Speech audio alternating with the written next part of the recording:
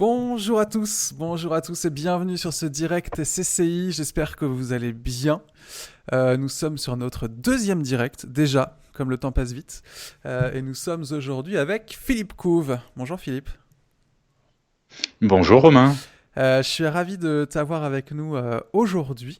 Et je suis ravi qu'on puisse échanger sur un sujet qui me paraît fondamental en ce moment où on est en train de réinventer un peu et bah, tout simplement nos façons de travailler à distance, de voir comment est-ce qu'on arrive à trouver de la fluidité dans nos relations, dans notre façon de travailler. Je suis ravi de t'avoir Philippe parce que du coup tu as aussi plusieurs vies avant ça. Tu as été journaliste, tu as été rédacteur en chef du site RFI, si je ne dis pas de bêtises. Et tu as Absolument. été créateur de l'Atelier des médias sur RFI. Donc autant dire que la question des médias, de la médiation et de l'information, ça te connaît, quoi. Oui, et puis même à cette époque-là, c'est-à-dire au tout début des années 2000, je travaillais avec des gens qui étaient partout dans le monde, donc la question du travail à distance se posait déjà. Bon, en tout cas, on va passer une bonne demi-heure ensemble pour échanger sur tous ces sujets. Je rappelle que si vous souhaitez poser des questions en commentaire, surtout, n'hésitez pas. J'ai mon petit téléphone qui est juste là, qui me permet de voir tout ça. Donc n'hésitez pas si vous avez des questions à poser à Philippe, puisqu'en fait l'interview sera séparée en deux parties. On va avoir une première partie pour en savoir plus, pour comprendre ce que c'est samsa.fr, pour savoir comment toi tu vis ce confinement, comment est-ce que tu arrives à trouver des solutions. Et puis une deuxième partie qui sera sur effectivement comment est-ce que quels sont les outils que tu utilises toi pour travailler à distance, quelles sont surtout les recommandations que tu donnes, même si c'est pas forcément des outils que tu utilises, mais des recommandations, des choses que tu as vu passer qui t'intéressent. Bon, déjà, samsa.fr, est-ce que tu peux nous raconter, nous dire un petit peu quelle est l'origine de cette entreprise de formation? Alors, elle a été créée il y a 10 ans, quand j'ai quitté ma carrière de journaliste. J'ai été journaliste pendant une vingtaine d'années, et parmi les premiers, on va dire, à croire qu'il y avait un vrai potentiel dans le numérique, à une époque, au début des années 2000, où c'était pas du tout évident pour tout le monde. Et je me souviens du regard parfois atterré de mes confrères quand j'ai dit que j'allais travailler sur Internet en tant que journaliste, où pour beaucoup d'entre eux, il s'agissait d'aller brancher des câbles, d'aller réparer des imprimantes et d'aller configurer des ordinateurs. Bon, Ouais. ça a bien changé depuis, mais le fait est que j'ai eu, aux yeux de mes confrères, un peu d'avance. Et donc, lorsque j'ai quitté en 2010 ce métier pour créer samsa.fr, il s'agissait de mettre à profit tout ce que j'avais appris dans ces questions du numérique, du travail à distance aussi, même si c'était pas central, de manière à pouvoir le partager avec les autres en conseil, consulting, sous forme de formation et d'accompagnement. Et puis on s'est rendu compte très très vite que ce qu'on avait appris dans le monde des médias, en fait, était très utile pour d'autres parce qu'on avait, comme on dit aujourd'hui, subi la vague avant les autres. Parce que dès la fin des années 90, les médias ont été particulièrement bousculés, notamment la presse écrite, mais pas seulement, par tout ce qui arrivait en ligne.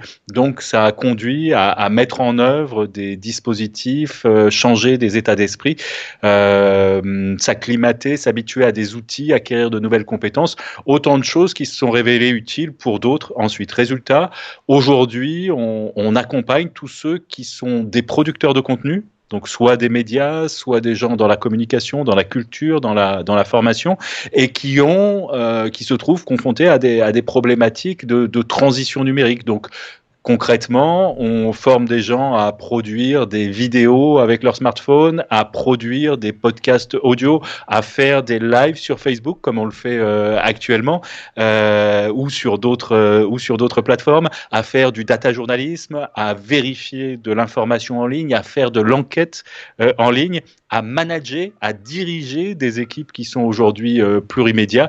Voilà, c'est ce qu'on fait. On fait ça en France, on fait ça en Belgique, en Suisse. On a les principaux médias de ces trois pays parmi nos clients. Et puis, on a élargi. Beaucoup d'entreprises, de grands comptes, aujourd'hui, viennent nous solliciter pour des formations dans ces différents domaines, collectivités territoriales aussi, des institutions publiques, institutions culturelles ou autres, qui viennent aussi taper à notre porte numérique pour nous dire, voilà, on a tel besoin, on a telle problématique, est-ce que vous pouvez nous accompagner? Donc ça, c'est comment dire, le pan principal de l'activité de samsa.fr. Et depuis un an, on a aussi une filiale qui s'appelle Samsa Africa et qui fait la même chose sur le continent africain, où on accompagne des médias dans leur transition numérique, principalement en Afrique francophone, mais pas seulement. Et puis, on intervient aussi en Afrique dans le domaine des civic tech. Les civic tech, c'est comment mettre aujourd'hui tous ces outils numériques au service de la démocratie, de la citoyenneté, comment faire d'un côté que les gouvernements rendent leurs pratiques plus transparentes et répondent aux interpellations des citoyens, et de l'autre côté, comment faire en sorte que les citoyens s'organisent, se rendent plus efficaces pour obtenir une voix plus importante au chapitre et participer à la fabrication de la décision publique. Bon, alors en ce moment, du coup, là, tu dois t'amuser parce que je pense qu'effectivement, sur le confinement, tu fais de la formation et de l'accompagnement, on n'a plus le droit de se parler, de se voir, donc de toute façon, ton business a été chamboulé. Et puis deuxièmement, sur la problématique de comment est-ce qu'on arrive à être plus transparent, à communiquer, à s'informer, là, pareil, on est sur un moment un peu charnière qui doit être intéressant pour toi. Alors, sur la formation, c'est un peu plus compliqué que prévu parce qu'en fait, nous, on fait de la formation beaucoup en présentiel, un peu en distanciel, en temps normal. Et on a constaté quand même sur les 2 premières semaines un certain temps de sidération. Un petit peu de la part de nos clients. Il faut savoir que en termes de formation, c'est assez saisonnier. Donc on avait des formations qui étaient déjà calées, mais c'est aussi beaucoup le moment où on prend les commandes et on commence à planifier des formations sur toute l'année. Donc là, forcément, ça a été pour la formation en présentiel un creux, et nous, on a commencé à expliquer à nos clients que une large partie de nos formations pouvaient être délivrées en distanciel, mais je pense que pour les 2 ou 3 premières semaines de confinement, c'était pas la problématique majeure à laquelle se sont trouvés confrontés nos clients. Les médias, d'un côté, il y avait une surcharge d'activité et donc pas du tout de temps pour se consacrer à la formation. Et chez les autres, parfois des dispositifs d'activité partielle qui ont fait qu'on avait aussi d'autres soucis que la formation. Je pense que ça va revenir, notamment parce qu'aujourd'hui, le gouvernement explique qu'il y a des dispositifs qui permettent aux salariés qui sont en activité partielle de bénéficier de formation pendant la période de chômage technique. Donc, je pense que le ministère du Travail, notamment, est en train de faire une campagne pour rendre public ou donner une meilleure visibilité à ces dispositifs. Et on pourra, et je pense plus largement dans les semaines qui viennent, faire appel à ces dispositifs lorsqu'on est une entreprise et qu'on a ces salariés qui sont en activité partielle pour profiter en quelque sorte de cette période pour pouvoir les former. Et toi, du coup, comment tu le vis? Comment tu arrives à... Tu as parlé de cette période de sidération et à un moment donné aussi une période où on commence à trouver des solutions. Toi, ça va? Tu es sorti de cette période de sidération, tu as accompagné tes clients, tu étais dans la même phase aussi. Et comment tu l'as vécu cette période-là? Alors, comment dire? Moi, je l'ai dit, j'ai été journaliste pendant 20 ans. J'ai été rédacteur en chef, on l'a dit, mais j'ai été grand reporter aussi. Donc, j'ai été d'une certaine manière habitué et fabriqué pour réagir à des situations de crise. Là, la première décision que moi j'ai prise pour samsa.fr, à la première comment dire, mesure prise par les autorités françaises, je ne sais pas si tu te souviens, c'était l'interdiction des rassemblements de plus de 1000 personnes. Ça a été la toute première chose, début mars, qui a été annoncée, la toute première contrainte et la toute première concrétisation de l'arrivée du virus sur le sol français. Dès le lendemain, on a fait une réunion de crise en disant il va y avoir un impact très fort, il faut qu'on voit comment nous passer cette période. Et on a essayé de le faire selon 2 axes, un pivot en quelque sorte, puisqu'on a bien compris, on s'est bien rendu compte à ce moment-là que les questions de formation ne seraient plus prioritaires, allaient passer au second plan parce que toute une série d'acteurs économiques avaient d'autres chantiers et d'autres choses en tête. Et donc, on a d'une part, proposer la dématérialisation d'événements physiques, c'est-à-dire comment faire en sorte pour des gens qui devaient annuler ou renoncer à des événements, des conventions, des colloques, des rencontres, etc., des congrès qu'ils devaient organiser, comment faire en sorte qu'on puisse nous offrir soit une captation vidéo, soit une captation audio, et puis faire vivre ces événements pour un public qui serait plus rassemblé en présentiel, mais qui consulterait ça à distance. Donc ça a été un premier volet. Ce premier volet. Parce qu'effectivement, on Ben, passait de physique à en fait, dématérialisé. ça a été très court puisque quelques jours plus tard, on a interdit les rassemblements de plus de 500 personnes et quelques jours plus tard, on a interdit tout rassemblement. Donc en fait, la première réaction de tous les gens qui sont dans l'événementiel, ça a été d'abord de dire il faut annuler ce qu'on avait prévu et c'était déjà un gros boulot d'annuler, de prévenir tout le monde, de dénoncer, voir comment on pouvait dénoncer les contrats, etc. Donc ça avait été un premier. On voit que maintenant, ça commence à comment dire, à prendre une réalité où je vois l'annonce de différents événements dématérialisés qui sont d'ailleurs de simples conférences Zoom ou Skype ou ce genre de choses. Nous, on propose des choses un peu plus ambitieuses. Je pense que c'est encore un peu en avance de phase, mais que ça va venir. La deuxième chose qu'on a faite, c'est qu'on s'est dit, à partir du moment où il n'y avait plus de rencontres possibles, on s'est dit, il y a un média que toi tu connais bien, qui est particulièrement adapté pour cette période. Et ce média, c'est le podcast. Le podcast, pourquoi ? Parce que on pense que dans cette période angoissante, inquiétante, la voix a un pouvoir beaucoup plus fort peut-être que la vidéo pour parler directement à l'oreille des gens, pour être chaleureuse, pour être peut-être un peu plus rassurante, ce qui ne veut pas dire qu'il faut éliminer les difficultés, les problèmes qu'on rencontre aujourd'hui, mais peut-être qu'un contact par la voix est plus fort et plus puissant. Et d'autre part, aujourd'hui, pouvoir enregistrer en audio des gens qui sont à distance sans les rencontrer, donc en respectant parfaitement toutes les consignes de précaution sanitaire, on peut le faire. Et les gens n'ont pas besoin d'équipement chez eux. Là, nous, on fait de la vidéo, on a besoin d'un peu d'équipement chez nous, un casque, un micro, une caméra. Alors, il y en a souvent sur les ordinateurs.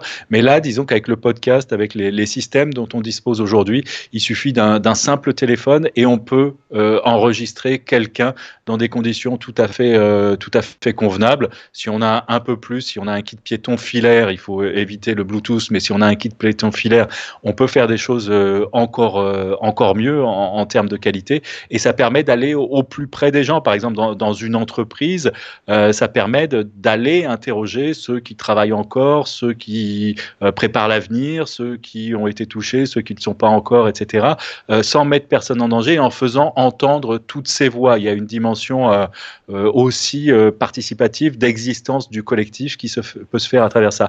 Et c'est quelque chose qu'on a proposé aussi à des collectivités territoriales, et c'est peut-être en train de donner ses premiers fruits. Et là, il s'agira de raconter un peu les héros du quotidien dans une collectivité territoriale, sur un territoire, et faire parler ces personnes qui travaillent dans les hôpitaux, qui travaillent dans les EHPAD, qui travaillent dans les supermarchés, qui travaillent dans les services municipaux, que ça soit la collecte des ordures ou autres, etc., et qui sont en fait ces héros du quotidien, grâce à qui aujourd'hui la vie peut continuer même en mode confinement.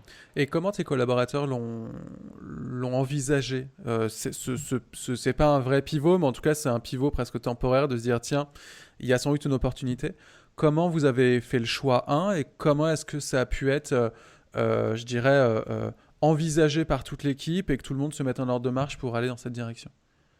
Alors c'est un peu triché chez nous parce que beaucoup des collaborateurs ont un passé, voire encore un présent de journaliste. Donc à partir du moment où il s'agit de produire des contenus, c'est pas quelque chose qui les bouleverse, etc. Et cette idée, elle vient aussi de ce contexte-là, de savoir quels sont les talents dont on dispose. Nous, l'avantage, c'est que pour toutes nos formations, à la fois dans l'équipe permanente et dans les freelances qui bossent avec nous, tout le monde, quasiment tout le monde, vient d'un métier soit de journaliste, soit de producteur de contenu.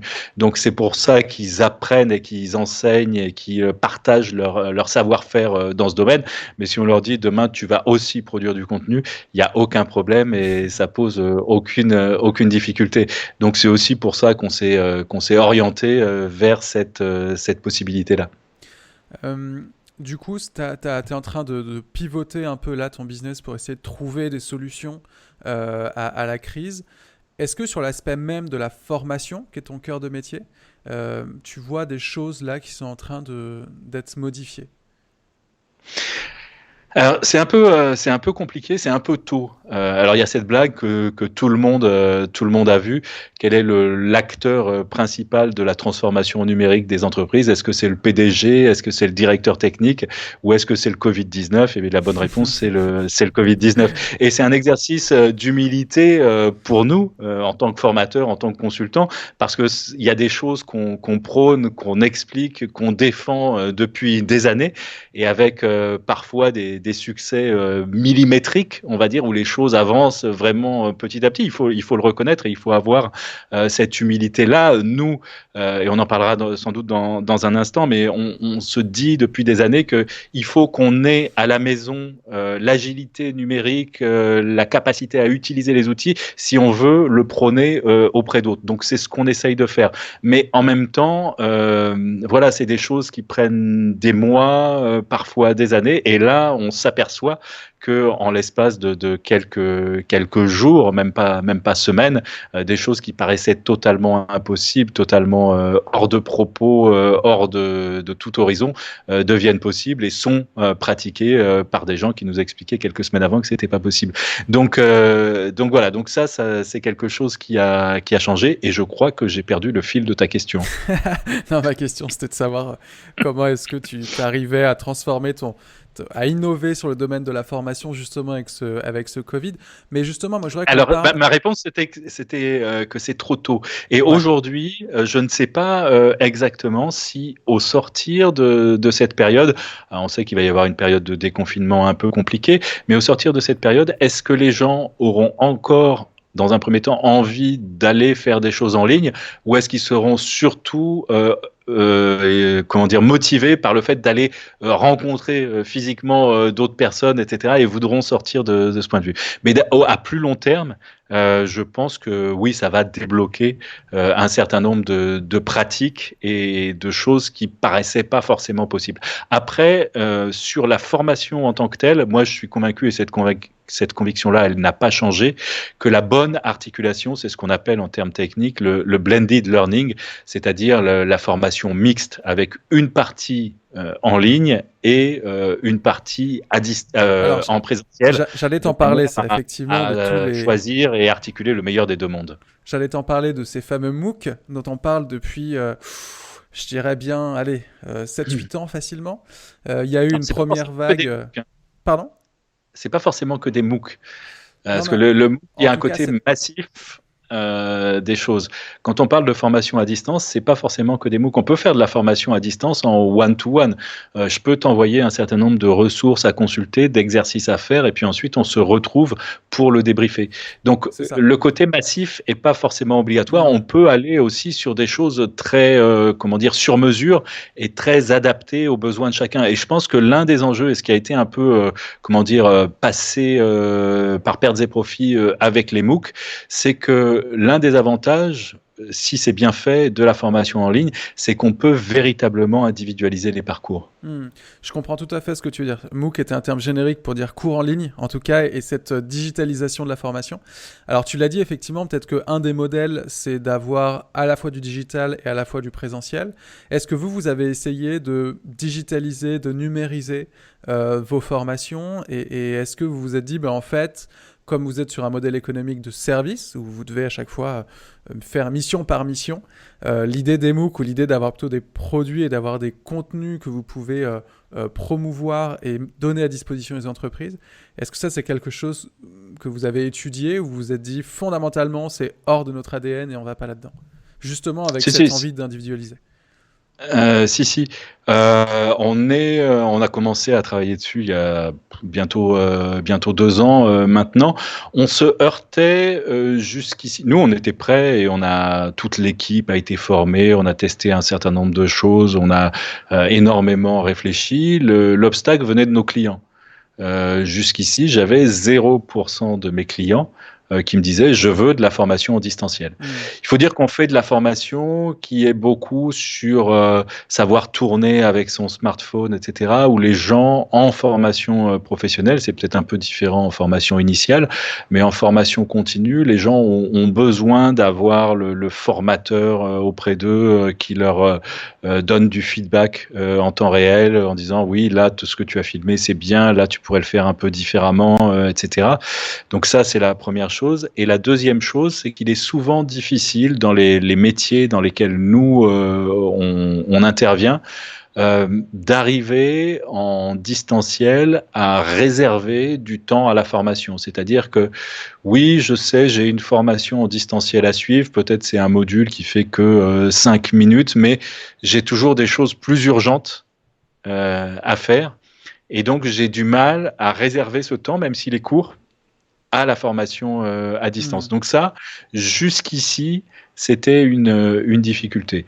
En même temps, je pense que si maintenant les gens, de manière plus massive, recourent au télétravail, ça sera sans doute quelque chose qui sera différent parce que je pense qu'en télétravail, on a des possibilités individuelles de s'organiser qui sont bien plus importantes que lorsqu'on est dans un bureau, notamment en open space, où parfois c'est difficile d'arriver à se concentrer ou à détacher justement du temps pour se former.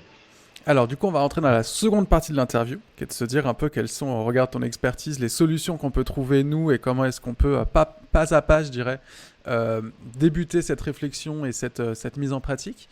Je dis aussi que toutes les personnes qui sont en train de regarder ce live, n'hésitez pas à poser des questions si vous le souhaitez. On est là pour y répondre.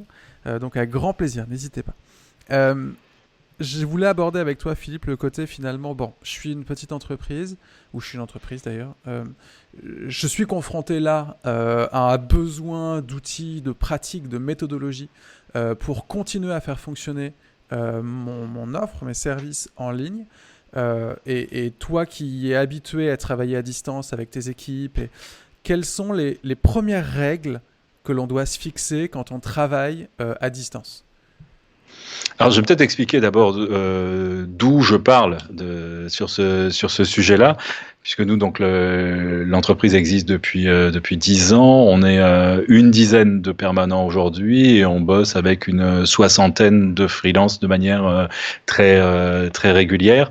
Dans l'équipe permanente qui est principalement basée à Paris, mais il y a quand même des gens qui sont installés à Rouen, à Poitiers. Notre responsable pédagogique est allé passer un mois l'an dernier à Bali, d'où elle a continué à travailler. Et la plupart d'entre eux ou d'entre elles sont sur des temps partiels. Donc, la question du travail à distance, elle est, elle fait partie intégrante de la manière dont fonctionne l'entreprise et on doit savoir faire avec des gens à distance et on doit savoir faire avec des gens en temps partiel. Ce qui a plein de conséquences dans la manière dont on met en œuvre le télétravail ou le travail à distance. Alors, on parle beaucoup de... Alors, je vais pas revenir sur ce que beaucoup de gens disent. Il faut s'habiller, pas rester en pyjama. Il faut avoir un lieu chez soi, etc. Tout ça. Enfin bon, vous faites comme vous voulez. Moi, je suis pas sûr que ça soit ça qui soit fondamentalement critique. C'est mieux, mais c'est pas forcément indispensable. Sur les outils aussi, vous allez trouver plein de ressources. C'est mieux d'utiliser ceci, c'est mieux d'utiliser cela, etc. Peu importe. Moi, je pense que il y a les outils. Il n'y a pas de bons outils. Il n'y a pas de bons outils qui soient valables pour tout le monde. Chaque outil a ses inconvénients et il faut choisir l'outil qui a des inconvénients que vous pouvez accepter, que vous pouvez gérer sur la durée. C'est vraiment ça qui est important. En revanche, je pense qu'au niveau de la direction de l'entreprise, il faut mettre en place des choses assez carrées, assez simples au départ. Moi, par exemple, j'ai dit à tout le monde depuis le début, on ne s'envoie pas de mail entre nous. Okay. 0 mail échangé entre les membres de l'équipe. Donc il y a des mails si jamais il y a des interlocuteurs tiers, s'il y a des clients, s'il y a des partenaires, s'il y a des fournisseurs, etc. Mais entre nous, on ne s'envoie aucun mail, zéro. Donc ça passe par un autre outil, c'est ça? C'est zéro, zéro, zéro. Pourquoi ça? Eh bien parce que le problème du mail, c'est que c'est un outil qui, comment dire, qu'est-ce que vous faites quand vous ouvrez votre boîte mail? Vous commencez par faire les boueurs. C'est-à-dire que vous prenez, ça c'est un mail dont j'ai pas besoin, poubelle, ça j'en ai pas besoin, poubelle, ça j'en ai pas besoin, poubelle, etc. Donc, qu'est-ce que c'est que cet outil professionnel dans lequel il faut commencer par faire le ménage? Donc ça, c'est pas bon. Donc nous, on utilise Slack, mais je répète, c'est pas une solution forcément valable pour tous. Et dans Slack, je sais que tous les messages qui sont échangés par l'équipe sont des messages importants ou qui ont un sens par rapport au travail. Donc Slack, ça, S-L-A-C-K, pour ceux qui veulent regarder. Absolument. Il y a une version gratuite que vous pouvez utiliser assez largement. Les limitations sont modestes. Slack, c'est devenu notre notre outil d'échange, comme si on était dans un open space et qu'on s'adressait la parole tout au long de la journée. C'est-à-dire qu'il y a ce qu'on appelle des channels, c'est-à-dire des salons de discussion en quelque sorte qui sont réservés à certains domaines. Donc nous, sur la formation, on en a un, sur les aspects commerciaux, on en a un autre, sur la surveillance de ce que font nos concurrents, on en a un autre, sur le marketing, on en a un autre, etc. Et donc, quand on doit parler de ces sujets, on parle dans ce canal-là. Et il y a aussi un autre canal qui est probablement le plus important. C'est un canal qui est créé par défaut, qui s'appelle Random et qui est en quelque sorte le canal machine à café. Et là, quand on est à distance, c'est assez important parce que c'est là où on raconte des bêtises, où on partage des blagues, où on demande qui va manger, où on dit aussi ça y est, je suis là. Alors ça, c'est très important. C'est ce qu'on appelle en anglais le check-in, check-out. Comme on ne vous voit pas, lorsque vous êtes en télétravail, c'est bien de dire bonjour, ça y est, je commence ma journée de travail, etc. Aujourd'hui, je vais travailler principalement là-dessus. Ok. Ou là, c'est une pause, je vais manger, etc. À tout à l'heure. Ou là, j'ai un rendez-vous médical, je pars pendant 1 heure et je reviens et ensuite, etc. Ce qui permet aux autres de pas chercher à vous joindre en vain. Ce qu'on voit en fait quand on est dans le même espace physique, on voit que la personne n'est pas là, qu'elle est partie aux toilettes, qu'elle est partie prendre un café, fumer une clope, etc. Mais on le voit pas lorsqu'on est en télétravail. Donc, c'est aussi relativement important de le dire. Et comment tu fais sur Slack? Parce qu'une des problématiques, c'est que très vite, il y a beaucoup de messages. Et comment tu fais justement pour... Tu vois, si par exemple, tu pars sur une journée de formation, tu n'as pas le temps de regarder ton Slack, tu arrives au bureau le lendemain matin, et là, tu as 70 messages à lire. En plus, qui sont peut-être un peu de la discussion. Est-ce que tu te dis, à partir de maintenant, tout ce que je n'ai pas vu le jour 1, et le jour 2, je le lis pas et c'est pas grave? Ou est-ce que tu demandes à être notifié dans Slack pour avoir au moins les messages les plus importants? Comment tu gères ça? Alors moi, je demande à être notifié quand je dois absolument donner mon avis sur quelque chose. Donc, les autres me notifient quand c'est le cas. J'essaye quand même de voir, si ce n'est la totalité des choses, du moins la grande majorité. Ensuite, ce qui est important chez nous, et c'est le deuxième volet, c'est que Slack, c'est juste pour de la discussion, on va dire, périssable. Lorsqu'on travaille sur un dossier ou qu'on fait le suivi d'un client, on ne le fait pas dans Slack. On le fait dans d'autres outils. Alors nous, on utilise particulièrement Google Drive pour élaborer toute une série de documents. Donc, on dit par exemple dans Slack, voilà, ça y est, je suis passé dans le document, à toi maintenant, tu peux y aller pour rajouter ton grain de sel, corriger, etc. Ça, c'est une chose. Sur le suivi client, on utilise un outil qui s'appelle Pipedrive et on met tout ce qu'on échange avec le client, ses besoins, ses délais, toutes les informations nécessaires dans Pipedrive. Pourquoi on fait ça? Parce qu'en fait, dans Slack, c'est un peu comme toute conversation, on perd les choses les plus anciennes. Dans Slack, le moteur de recherche fonctionne pas nécessairement de manière très très efficace. Donc en fait, dans Slack, on discute, mais les choses qui doivent rester, elles sont dans d'autres Hmm. outils collaboratifs. En fait, Et là, c'est aussi l'une des autres choses que j'ai mis en place de manière catégorique, c'est-à-dire que tous les outils dans lesquels on travaille sont collaboratifs. Il n'y a pas de fichiers Word, il n'y a pas de fichiers Excel, etc., qui sont sur le disque dur de quelqu'un ou dans la Dropbox de quelqu'un auquel on ne peut pas avoir accès. Tout est partagé, ce qui fait qu'à n'importe quel moment, et si les uns les autres sont pas là, sont pas disponibles, on peut accéder à l'information et continuer à faire avancer le dossier.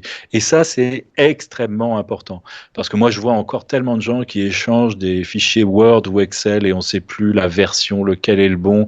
Je l'ai envoyé à 3 personnes en même temps. Ils l'ont. Enfin bon, c'est vraiment pas une manière de bosser. On a vraiment arrêté ça et tous nos outils aujourd'hui sont collaboratifs. et est-ce que tu intègres tes clients dans cette collaboration?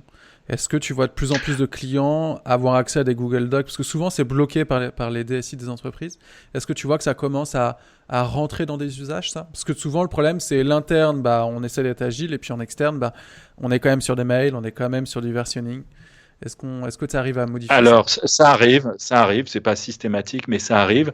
On a des clients qui sont dans des channels Slack avec nous, et on a des clients qui sont dans des Google Docs avec nous. Ça peut être particulièrement utile. Alors, on a eu une expérience là récemment avec un client qui était dans un Slack avec nous sur un programme de formation assez ambitieux qui comportait plusieurs dizaines, peut-être plus d'une centaine de salariés avec des sessions de 8 à 10 personnes à chaque fois.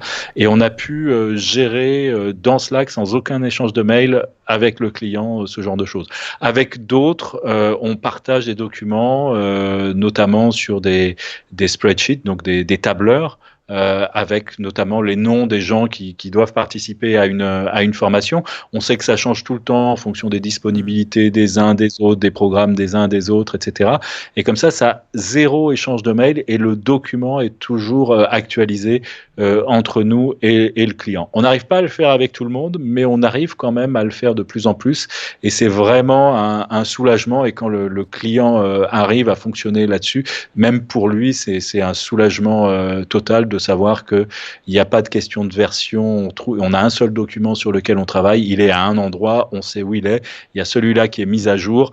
Nous, on intervient dessus quand c'est nécessaire. Quand c'est au client d'intervenir, il intervient. Et c'est vraiment comment dire, un repos de l'esprit assez important.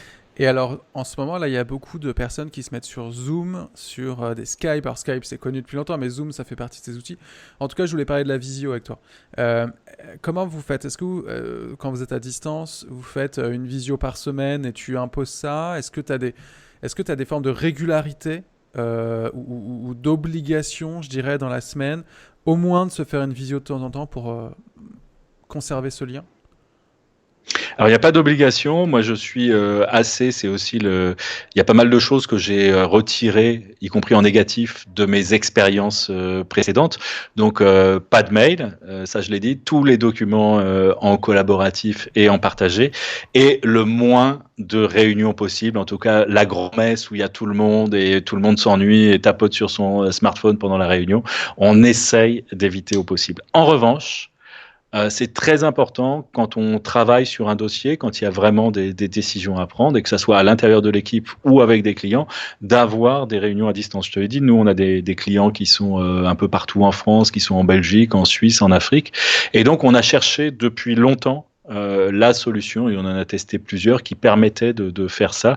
Et on est arrivé sur Zoom, nous, il y a un moment, notamment parce que ça passait à peu près tous les pare-feux, ce qui n'était pas forcément le cas de Skype en entreprise, et aussi parce que c'était très agile, comme on travaille en Afrique, dans des endroits où la bande passante était parfois, comment on va dire, incertaine et relativement faible. Et donc, on a opté pour Zoom. Zoom, pour moi, c'est important dans la mesure où, dans les échanges écrits, on peut facilement avoir des ambiguïtés et qui sont pas toujours créatrices ou qui crée parfois des tensions involontaires parce que les gens ont mal compris une expression, imaginé le ton qu'il y avait derrière des mots, etc. Donc dans ce cas-là, c'est bien d'en passer par l'audio, par le téléphone, enfin quoi que ce soit qu'on utilise pour essayer d'éviter ces ambiguïtés. Et dans un temps ultérieur, c'est bien aussi d'avoir la visio pour pouvoir voir le body language, le langage non verbal, etc., où il y a beaucoup d'informations qui passent. Et donc, on essaye très régulièrement de faire ces réunions en visio, mais à l'exception du cas du début du confinement, où on a décidé de le faire une fois par jour. Donc à 9h30 tous les matins, il y avait un Zoom. Là, on peut arrêter parce qu'il y a une partie de l'équipe qui est en activité partielle, mais ce rendez-vous du matin avait aussi l'optique de prendre des nouvelles de chacun, de voir aussi quel était l'état de chacun, et pas seulement de voir quels étaient les dossiers sur lesquels on travaillait, etc. C'était renforcer le lien dans des moments où c'était un peu plus compliqué. Sinon, en temps normal, on n'est pas en télétravail permanent et on arrive à se voir, je dirais au moins une fois toutes les 2 semaines avec tout le monde. Tout le monde n'est pas là en même temps, c'est assez rare les moments où tout le monde est là en même temps, mais j'arrive à voir chacun à peu près une fois toutes les 2 semaines environ. Donc on n'est pas obligé d'avoir ce type de rendez-vous, même si je sais que des gens dans l'équipe y seraient plutôt favorables. D'accord.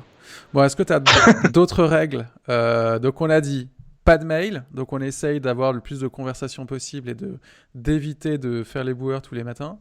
Deuxième. Ouais, parce que c'est pas efficace, quoi. Le mail, c'est vraiment pas efficace. C'est vraiment ça le constat, quoi. Donc il faut le limiter là où on ne peut pas faire autrement, quoi. Deuxième partie, c'est on ouvre les vannes et tout le monde a accès aux documents et il n'y a pas de versionning. Troisièmement, c'est... Enfin, s'il y a un versionning, mais il est dans le document. Oui, c'est ça. Enfin, je veux dire, on n'échange pas de fichiers. Le troisième point, c'est on évite les réunions avec tout le monde. Bon, là, avec le confinement, on essaye de mettre en place des visios régulières pour se voir. Est-ce qu'il y a d'autres règles à avoir quand on travaille à distance? Ouais, le troisième chose qui est super importante et dont on se rend compte de plus en plus, c'est qu'il faut écrire, rédiger. Pourquoi? Parce que tout le monde n'est pas là en même temps, tout le monde accède pas aux informations en même temps, et tout ce qui est oral disparaît. Tout ce qui est écrit reste. Donc, chaque contact avec un client doit faire l'objet d'un compte-rendu. Alors, c'est pas forcément un compte-rendu hyper formel, mais au moins quelques lignes pour dire ce qui s'est dit, comment on avance, etc., de manière à ce que quelqu'un qui doit réintervenir auprès de ce client et toutes les infos sans avoir besoin de rappeler toutes les personnes de l'équipe ou la personne de l'équipe qui a été en interaction avec ce client avant. Donc, écrire, rédiger, partager, c'est vraiment les choses essentielles lorsqu'on veut mettre en place un télétravail efficace. Et c'est là où je me dis que pour l'instant, dans la majorité de ce que je lis aujourd'hui concernant le télétravail, on en est vraiment encore à des balbutiements, c'est-à-dire que, alors c'est bien sûr, c'est essentiel, il y a des gens qui ont des problématiques d'accès aux outils de leur entreprise. Parce que le système informatique n'est pas configuré comme ça. Il y a des gens qui ont des problématiques de Wi-Fi chez eux, donc ça c'est compliqué. Effectivement, il faut régler ces problèmes-là. Mais après, quand on me dit oui, il faut pas être en pyjama, il faut se brosser les dents, il faut je sais pas quoi, etc. On est loin des enjeux. Les enjeux, pour moi, ils sont véritablement plutôt ceux que j'ai évoqués là. Et aujourd'hui, quand on lit ou quand on discute avec des gens qui sont de manière massive en mode remote, comme on dit en anglais. Il y a des entreprises, je pense par exemple à l'une d'entre elles qui s'appelle Buffer, qui est un outil pour publier sur les réseaux sociaux. Je ne sais plus combien ils sont plusieurs centaines dispatchés à travers le monde et ils bossent à 100% en télétravail. Je ne sais pas si au siège il y a plus de 10 personnes, quoi. C'est vraiment, enfin leur organisation repose sur le télétravail. Et donc ces logiques-là remontent aussi chez eux. Et puis il y en a une dernière, et je terminerai là-dessus, c'est que il est aussi nécessaire alors là en ce moment c'est compliqué, mais de se rencontrer de temps en temps, et notamment chez Buffer, je sais qu'ils font une fois par an un grand raout quelque part dans le monde où tout le monde se retrouve pendant une semaine. Et nous, de manière un peu naturelle, on a eu ça aussi, et alors on l'a déjà fait 2 fois, et ça sera la 3e année cette année si on peut le faire, un séminaire où on se retrouve toute l'équipe pendant 3 jours à la campagne, à la fois pour passer du temps ensemble, véritablement tous ensemble, mais aussi pour réfléchir sur nos pratiques, notamment face au télétravail, aux outils et à la manière dont on les utilise. Parce que ce qu'il faut savoir aussi, c'est que c'est en évolution permanente. Il y a des conventions internes dans l'équipe sur telle information, on la met plutôt dans tel outil, telle information, on la met plutôt dans tel autre, parce qu'il peut y avoir des recouvrements d'outils qui peuvent faire plus ou moins en partie la même chose. Et donc, il faut qu'on soit cohérent et consistant, nous, sur la manière dans l'équipe dont on utilise ces outils, dont on en abandonne certains, dont on en adopte d'autres, etc. Et donc ça, le séminaire sert aussi à ça et à faire ce travail de réflexion. Alors, ma dernière question, ça va être peut-être pour poursuivre cette conversation et pour qu'on puisse s'inspirer. Et surtout, dans le chat, n'hésitez pas à poser des questions si vous en avez. C'est de savoir, est-ce que toi, tu as des références, des œuvres littéraires cinématographiques, des bandes dessinées, des choses qui te permettent de sortir un peu de ce confinement, de t'inspirer, voilà. Est-ce que tu as des sources d'inspiration, des sources je dirais, qui font un peu chaud au cœur et qui permettent du coup de vivre ce confinement? Alors ouais, j'ai trouvé un truc, c'était hier. Alors là, c'est une tuerie. J'ai passé des heures dessus. C'est un site qui a été fait aux Pays-Bas qui s'appelle Radio Garden, comme un jardin en anglais, Radio Garden. Et ça permet, on arrive sur le site et c'est une sorte de carte de Google Earth. Et on a plein de petits points verts sur la map monde. Et chaque petit point vert représente une radio à travers le monde. Et en zoomant sur ce petit point vert, on écoute immédiatement la radio. Et vous pouvez, tout en restant chez vous, faire le tour du monde. Et hier, je me suis baladé au Brésil, au Ghana, au Sénégal, au Cambodge, je ne sais où, à l'écoute des radios. Et je trouve que l'interface est super bien faite, c'est extraordinairement rapide. Et c'est, voilà, ça change. Alors moi qui ai commencé ma vie dans la radio et qui ai fait beaucoup de reportages, forcément, dans cette période, c'est quelque chose qui me parle, mais je vous conseille d'y aller. Ça s'appelle Radio Garden. Vous allez dans Google et vous allez trouver ça. C'est vraiment magnifique. Ensuite, pour apprendre, il y a une ressource qui est, quand on est chef d'entreprise, qui est assez intéressante. C'est BPI France qui met en ligne une série de webinaires de formation sur vraiment une grande variété de thématiques qui peuvent être intéressantes, notamment pour les chefs d'entreprise, et qui sont, alors nécessairement, il y en a beaucoup, donc c'est de valeurs parfois inégales, mais il y en a qui sont vraiment, et beaucoup qui sont vraiment très bons et très intéressants. Et donc ça peut, si vous voulez passer du temps à apprendre, c'est vraiment quelque chose d'intéressant dans les moments qu'on traverse en ce moment. Et puis je complète aussi parce que la CCI met à disposition un outil absolument génial qui s'appelle CCI Business Builder, qui est un outil que vous pouvez trouver, qui est gratuit sur Internet et qui vous permet du coup d'avancer, de constituer votre entreprise. Et il y a plein de vidéos qui ont été réalisées et vous pouvez rentrer en relation avec des conseillers CCI. Donc effectivement, c'est intéressant aussi d'avoir des organismes, alors la BPI, CCI, pour continuer à apprendre et avoir des contenus de qualité et prendre ce temps-là, parce que souvent quand on court dans le quotidien d'une vie entrepreneuriale, c'est toujours un peu compliqué de prendre le temps de se poser. Et un dernier dans le même ordre d'idée avant de passer à l'inspiration, tous les mardis et tous les jeudis matins, le CJD, le Centre des jeunes dirigeants, organise un live Facebook à 8h30 sur la page CJD France. Alors, je fais partie de cette organisation qui rassemble des dirigeants d'entreprises et qui partage beaucoup d'informations, beaucoup de retours d'expérience sur cette période particulière. Et en ce moment, les lives sont ouverts à tous. dans cette période de confinement. Et donc, c'est tous les mardis et jeudis à 8h30 sur la page de Facebook de CJD France.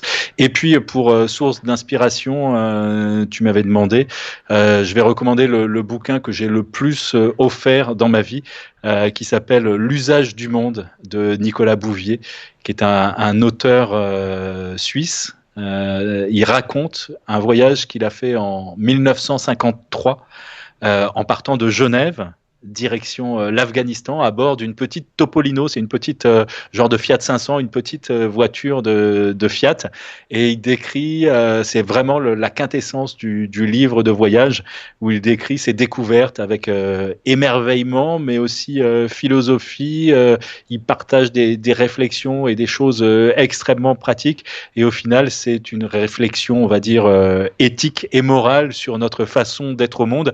Et c'est peut-être intéressant à la fois pour l'aspect voyage et pour l'aspect réflexion de se replonger dans l'usage du monde de Nicolas Bouvier. Merci beaucoup Philippe. Comment est-ce qu'on fait pour te suivre sur les réseaux? Alors j'ai mis @couve qui est ton nom d'utilisateur sur Ça c'est sur Twitter. Est-ce que c'est On me trouve facilement sur LinkedIn aussi. Et si vous cherchez à me joindre, vous mettez mon prénom et mon nom dans Google et il vous indiquera des moyens d'entrer en contact avec moi. C'est top. Merci pour tout, Philippe. Merci d'avoir passé ce temps-là. Merci à tous de nous avoir suivis sur ce second live sur Facebook Live, ce second direct. On se retrouve, nous, mercredi à 10h. Nous serons avec Mickaël Froget et nous parlerons des e-commerçants. Et nous verrons comment est-ce qu'on peut trouver des solutions en tant que e-commerçant pour sortir un peu de cette vague et essayer de trouver des solutions. Merci pour tout, Philippe. Merci pour ton temps. Merci à toi. À bientôt. Très bonne journée à tous. Salut.